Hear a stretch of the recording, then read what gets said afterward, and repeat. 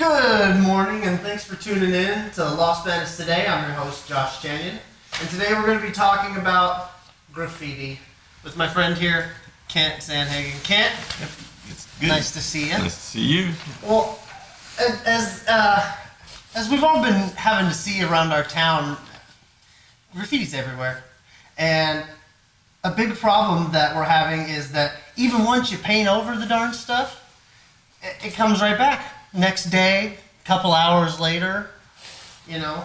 But something that I wanted to ask you about is how did you get into helping people get rid of their graffiti?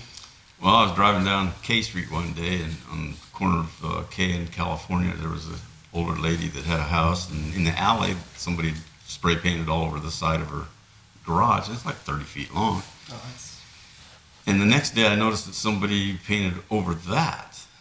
So I stopped and introduced myself and asked her if it would be okay if I painted her garage. And she said, "Oh yeah, that's knock yourself out." Nice, yeah. So by the time I got back there that night, there's a big red X painted across it. Well, come to find out, two different gangs had tagged it, one over the top of the other. And the first team came back and put this big red X, which I found out means it's a murder threat. Oh, well, that's... yeah. So, you know, there I was down in the alley by myself, almost dark, and I'm painting over this, thinking, well, it's probably not the smartest thing I've ever done in my life. But, You gotta get out of there. and it just that's kind of what started it. And then just talking to people started volunteering, and people started donating paint. And pretty soon I was in the graffiti business. Right. And, off and running. We did it for probably, 3 years, I think. That's good stuff.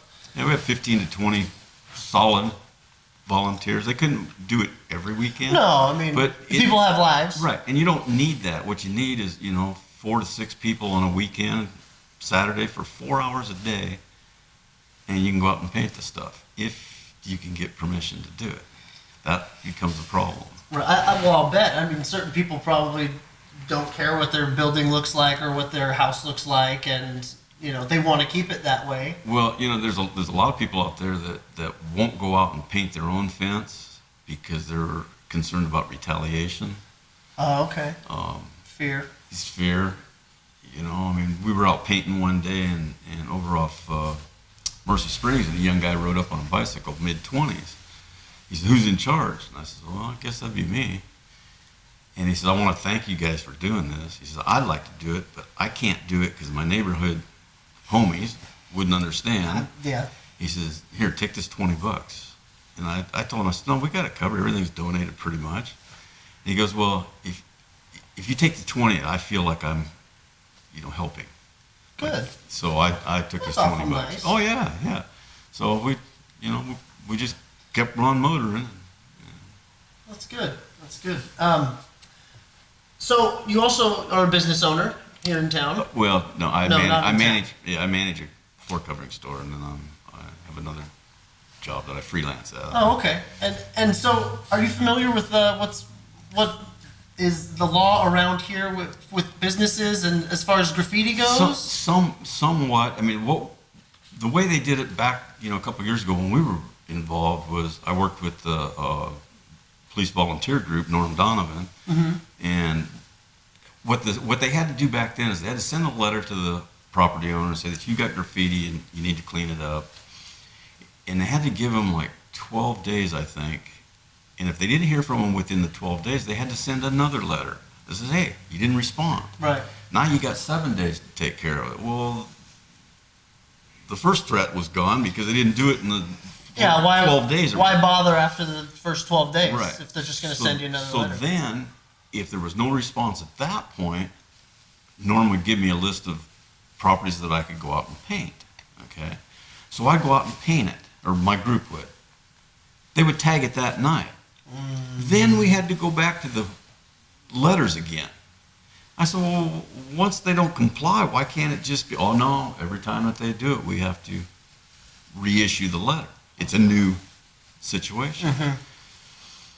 And then, which I thought was ludicrous. Because I painted one wall across from the fire department on 7th Street, Friday night at 5 o'clock, 8 o'clock Saturday morning, 5 o'clock Saturday night, So 8 o'clock Sunday morning. you were just missing them. Yeah, probably. but by getting on it and continuing to knock it out, they quit doing that location for a long time. Well, that's good. And that's the key to it, is to clean it up ASAP. You know, if you see it at 8 o'clock in the morning, by 9 o'clock it better be covered up. Yeah, get it over with. Yeah, and if you keep doing that, they have a tendency to leave that one alone, you know. Now, we were going to a function in Nevada a few years back. We went through Barstow, and we noticed some murals on the walls. So we stopped and talked to some people about it, got educated. My wife, it ended up, instead of being a 5-minute deal, it was probably 2-3 hours. We were going looking at all these murals. Well, my wife got involved and came back to the city and wanted to do these murals, which that project is moving forward. Mm-hmm.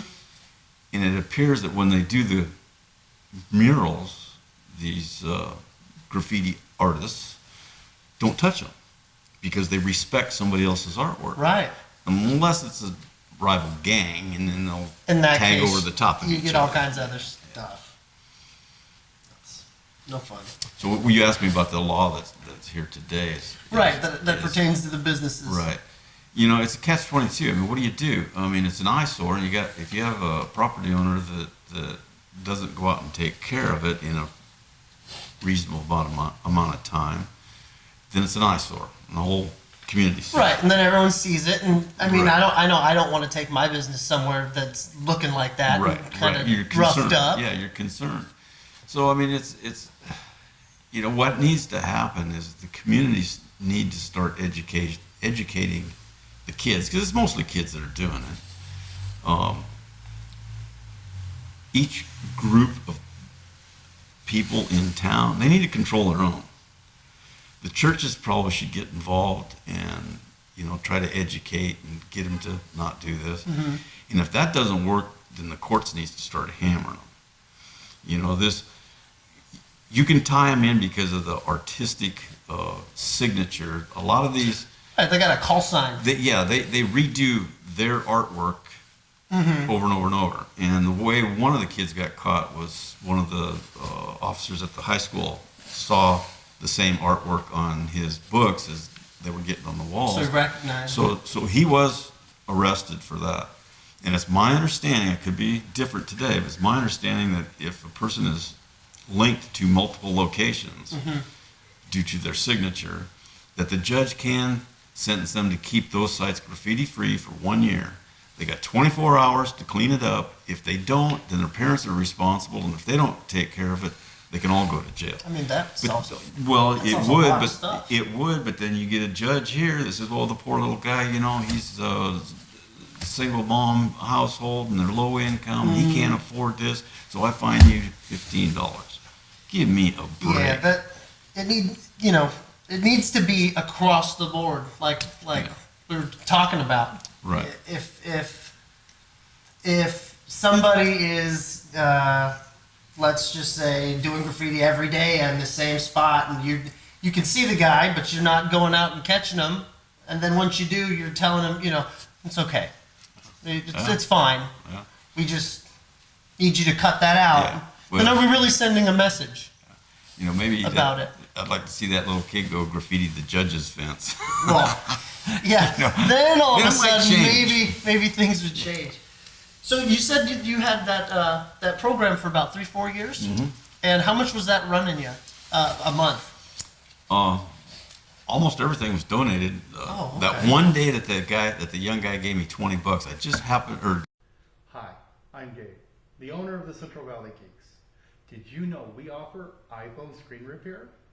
We can repair most iPhone screens within 15 minutes. Stop on by or give us a call, 209-826-3410. We are located at 924 6th Street, downtown Los Banos. Thank you. Have a great day. yeah, $20. I'd just gone to Sorensen's and spent $18 on some new rollers and Mm-hmm. a couple paintbrushes. So actually, I made $2 for 4 years of you service. gained $2. Yeah. I probably shouldn't say that because they'll want me to pay taxes on that $2 For the profit. $2. That's right. But I kept track, and that group did about 1,200 hours of Oh, wow. volunteer work. That's some work right there. Yeah, and we were paid $2 for it, so that's a pretty good wage. Yeah.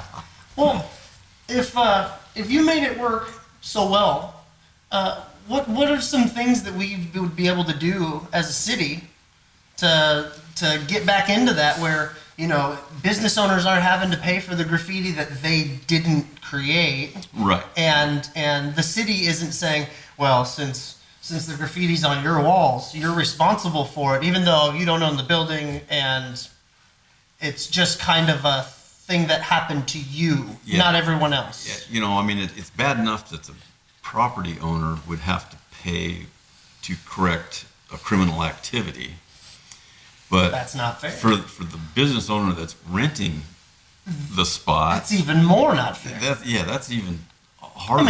It's harder to swallow. Well, and like you said, you had the building across from the fire station over at 7th Street, and you did it like 6 times. 6 times in 3 2 days. days, Yeah. 3 days. Yeah. And that would be coming out of the pocket. And does it matter how big it is, how small it is? If it's across the whole building but it's skinny, can you just do that, or does it have to be? Well, in a perfect world, you would have matching Tell me paint. about it. You'd have matching paint for the color of the building or the fence or whatever, and you go paint that, and it blends in, and it looks pretty nice. But reality is, when you're out there and you got multiple locations, you don't have the ability to wash up. Now, you shouldn't have to reinvent the wheel. Okay, there's thousands of different graffiti programs out there throughout the U.S. Some cities, they've got Parks and Rec that go out, man, they take care of that stuff muy pronto. That's expensive. That's expensive to do, and then the city's making incurring the cost. Right. Other places was like us. Hey, I got some paint, and I'm going to go out and paint a green wall. And hey, it covers it up. I mean, when you got 6 foot tall letters that are very graphic Expletive deleted. of what you should go do, Right. what's better, a 6 foot square that doesn't match Doesn't the paint, exactly. Yeah. or those letters sitting there for 3 or 4 weeks? And we had one of those here, and I got called into the police office, and they told me I was going to get arrested if I trespassed. Because you were trespassing. And the property owner didn't want me to do it, so I handed in my card and said, here's where I am. Tell him to call me. I never heard from the guy. No. But it's like, dude, if it really bothers you that I'm going on there and cleaning up your building, but it doesn't bother you to have these 6 foot tall letters Yeah. sitting there for 3 weeks, that's the problem, Right. And it's just Not attacking the right issue. right. But we got a lot of that going on in California, where the good guys are getting hammered and the bad guys are just like, well, whatever, dude. The breaking in and I broke my arm because I fell through the skylight kind of thing. Yeah. No, not fair at all. Yeah, well, there's a guy, in Starbucks in Fresno, the guy walks in with a fake gun and a knife, and the customer steps up and clocks him with the chair, and then the guy was suing him for an assault. It's like, dude, Yeah. if you hadn't been in there robbing the place with a gun and a knife, you probably wouldn't have got hit in the head with a chair. So Right. So in your professional background in this, what are some things that regular people can do if they see some graffiti on their house that'll really help them get on the right way to getting that taken care of, aside from painting it themselves? Like, say we had a program like you had a while back. Yeah, well, I think, cameras are great. If somebody's got cameras, let's start using them. Let's start using them. And if you can see who the person is, you got to take them to court and hammer them. There was something in the deal. I'll have to ask Dave about it later, but the city said if he gave up his rights for retribution from them, that they would go after him. So I don't remember exactly what that was, and I'm sorry I don't have that clear, but I just had remembered that, and it just didn't sound right. It's like, okay, well, if I'm reading that correctly, the city goes after him, and then any money's collected from the criminal, they get to keep it?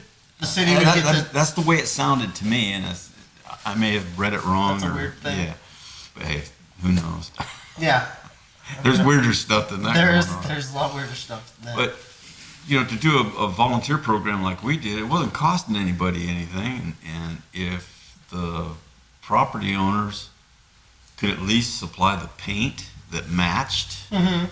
If they wanted it to match instead of. But what we saw when we were doing is the people didn't care. There lies the problem. I mean, if you don't care about your home or your business to at least supply the paint, while somebody else is going to go out there and paint it. Right. Foster Freeze gets nailed down there all the time, and he was telling me it's expensive. He hires a painter to come in and do it, and I'm like, well, I just go paint it myself. Well, he doesn't know how to do that. Right. Which seems a little to me. Yeah. Yeah. You've got the experience. But I mean, you grab a roller and a bucket of paint and you put it on the wall. And you go for it. And you're done. But there's a lot of people that just don't have that mechanical aptitude. Or even the want to go out and get something done to make it look nice. Well, and then you do get the I'm afraid to go out and do it. That I think is. Now, see, that makes a lot more sense. Yeah. That makes a lot more sense. Yeah. Yeah. Let's see, what else do I got here in my notes? Oh, I did want to ask you some questions that don't have to do with paint and graffiti. But they're just some small fun questions, kind of not really a lightning round. I'm pretty non-politically correct, so you knock And that's yourself fine. out. None of these are too ridiculous. Okay. What are the top 3 inventions of all time? Oh wow. Top 3 inventions. You didn't Of give me all a time. front on this No, one. I didn't. No, this is just The off the top. Airplane's got to be one. airplane, Train, train, and probably firearms. firearms. iPhone. iPhone. Facebook. Oh, and the iPhone. That's Yeah. number 4. Yeah. Thanks, Dave. Yeah, good call on that. I'm gonna have to go microwave, stuffed crust, and baseball. Baseball. I'm gonna go with those 3. Okay, would you rather be considered dull or annoying? You have to choose one. Probably annoying. Why? This is more fun. Just I'm with you on that. I absolutely agree. Absolutely agree. Okay. Anybody knows me would probably go that way with me too. I real quick thing. Yeah. You often wonder what's somebody's first impression of you. Mm-hmm. And I figured out a way to figure that. Really? Well, I'm thinking about getting a dog. What kind of dog do you think I should get? Oh, you're asking me? Yes. Okay. We'll flip it back on you. I'd get a lab. Lab? I like labs. They like water. But remember, it's my dog. Oh. Well, I personally would think that you should get a lab. I've had labs. Rottweiler. I've had labs my entire life. Love them. Well, I had a buddy of mine tell me one time, he started laughing when I asked him that question. Because what my theory is that they'll tell you what kind of a dog you should have based on the personality that they perceive. Okay. Of you, okay. And my buddy starts laughing. He says, "I don't care what kind of dog you get, as long as it's dead. There's no maintenance." And if anybody's seen my old truck, you'd know why he was saying that. Oh wow. Well. But we actually have 2 standard poodles, so Oh, there you go. I would never have guessed. Exactly. I never would have guessed that. Exactly. Well, hey, Kent, thank you so much for bet. coming on to the show. You bet. And you guys tune in next time for some more interviews and to find out what's going on around town and also to figure out what we should be doing next. You guys can't know what we're going to do next if you don't know what we've covered. So thanks and see you later.